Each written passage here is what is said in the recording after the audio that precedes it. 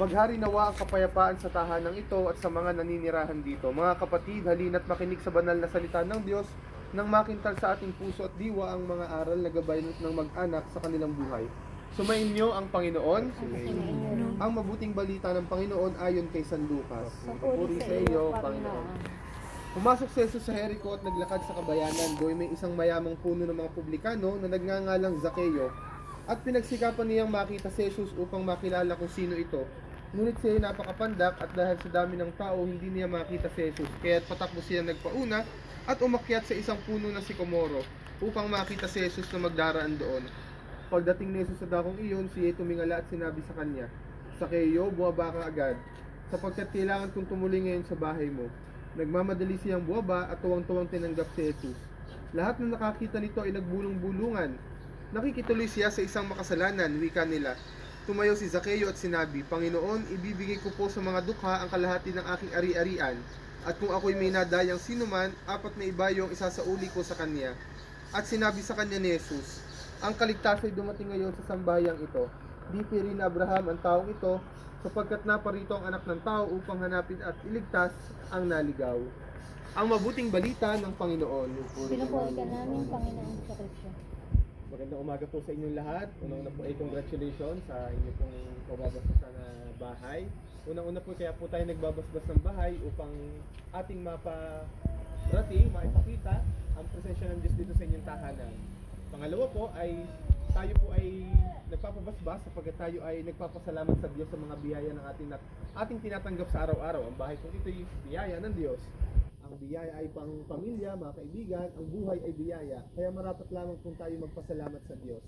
At pangatlo po, ang ating pong ginagawang pagbabasbas na ito ay para mapakita at maramdaman ang presensya ng Diyos. Sa paanong paraan po? Sa paraan na ang mga tao maninirahan at pupunta sa tahanan ito ay maramdaman ang tunay na pagmamahalan at pag-ibig. Kaya po sa pamilyang maninirahan dito, nawa ay manatili sa inyong pagmamahalan at upang makita at maramdaman ng ibang tao ang presensya ng Diyos sa pamagitan ng pag-ibig at pagmamahalang ito. Muli po ay congratulations at magandang umaga. Mga kapatid, halina't dumulog sa ama ng bukal ng buhay ng lahat ng mga mag-anak at sambayan. Ang ating pong itutugon, Panginoon, dinggin mo kami. Ating pong ulitin. Panginoon, dinggin mo kami. Amang mapagmahal, loobin mong pamayanihan ng sapat na pagmamahalan ng aming tahanan, iniluluhog namin. Panginoon, dinggin mo kami. Amang mapagkalinga, loobin mong maging bukas palad kaming lagi sa mga kapuspalad, dukha at sawi, iniluluhog namin. Panginoon, dinggin mo kami. Amang may kapal, loobin mong maging masigasig kami sa pagpapalaganap ng iyong paghahari, iniluluhog namin. Panginoon, dinggin mo kami. Aming Ama, sa iyong kagandahang loob, ibinigay mo sa amin ang iyong buhay at pagmamahal. Tangkilikin mo ang iyong namimintuhong angkan, yamang ikaw ang pinagmumulan ng kanilang mabuting pagsasamahan. Iniluluhog namin ito sa pamagitan ng Jesucristo kasama ng Espiritu Santo, magpasawalang hanggan. Amen. Ang banal na tubig nawang ito ang magpaalala ng ating pagkikisa sa kamatayan at kapag kabuhay ni Kristo sa sakramento ng binyag. Manahan ka, Panginoong Jesucristo, sa piling ng mga nagpapasinaya sa bahay na ito at humihiling ng pagbabasbas sa iyo upang sa paglagi rito'y kanilang madama ang iyong pagpupok, upang sa paglabas dito'y kanilang makamit ang iyong pagtataguyod, at upang sa pagbalik dito'y kanilang mapaunlakan ang iyong pagpasok hanggang tanay sumapit sa iyong inihandang tahanan.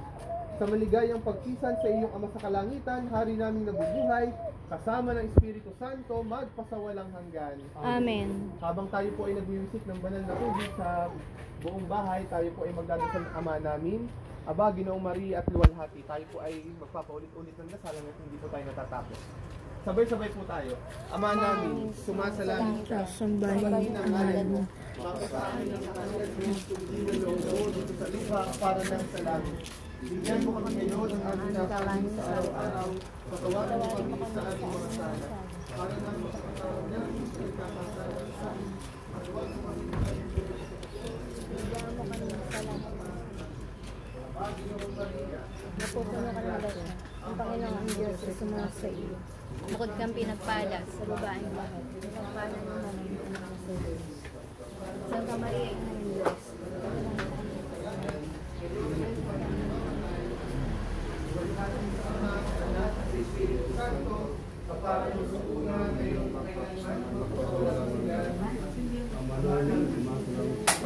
Gabi ng ngalan mo. Mapasamin ang kaharian mo, sundin ang loob mo dito sa lupa para ngayon sa langit. Bigyan mo kami ngayon ng aming kapanin sa araw-araw. Patawarin mo kami sa aming kasala. Para Patawag ng sa sa amin. At huwag mo kami pahintulos tukso. Yagam kami sa lahat ng samahan. Abago ng Maria.